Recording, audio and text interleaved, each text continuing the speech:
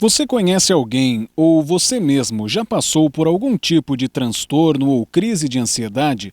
Muitos têm receio de falar sobre o assunto, mas esse tema é extremamente necessário, principalmente no mês de prevenção ao suicídio.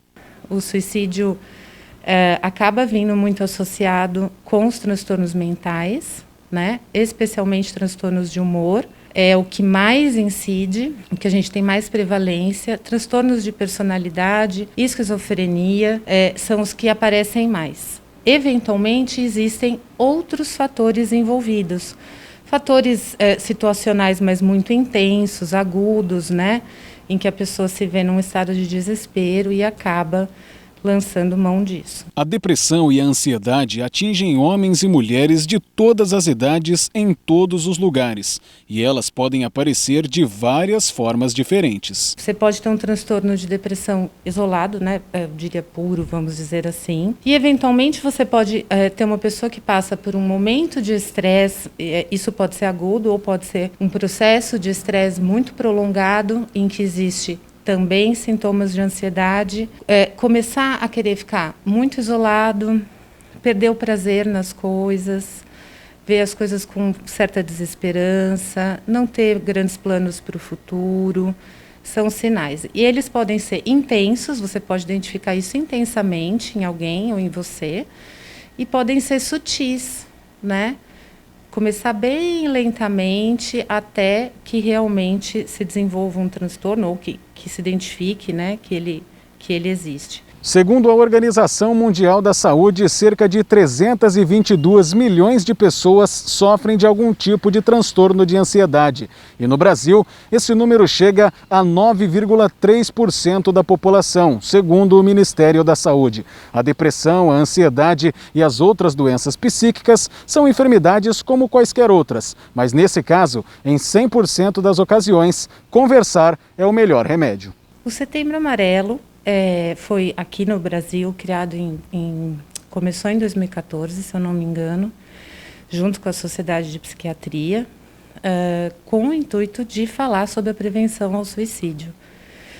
Os transtornos mentais, culturalmente, historicamente, sofrem muito preconceito, né? Como se fossem de um outro âmbito da saúde, né? Algo que não deveria ser dito, não deveria ser falado. As pessoas evitam, inclusive, demonstrarem isso, né? Que estão com uma ansiedade, que tem algum tipo de transtorno. Então, o Setembro Amarelo, um dos objetivos é poder falar abertamente sobre saúde mental, sobre o suicídio especificamente, que tem uma estatística alta da mortalidade, entre tantas outras questões. Durante o mês de setembro, muitas ações da campanha são realizadas em todo o Brasil, com o objetivo de conscientizar as pessoas sobre a importância de se oferecer ajuda a quem precisa.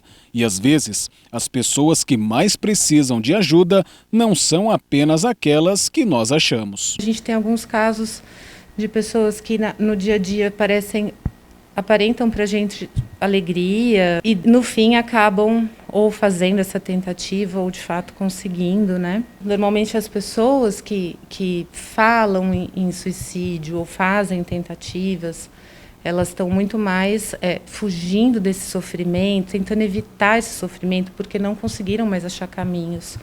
Especialmente porque os transtornos também distorcem a percepção da realidade. Então, é muito difícil, de fato, achar. Mas qual a maneira certa de agir nesses casos? Existe uma solução para a depressão e ansiedade? Então, existe tratamento. A gente tem que olhar o suicídio como um problema de saúde. Então, tratar. E falar abertamente sobre isso. Muitas vezes também ouço, né?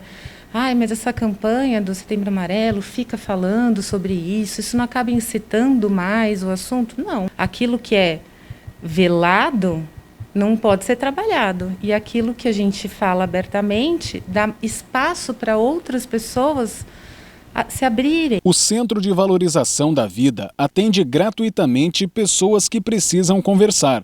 A qualquer hora do dia, é só ligar para o 188.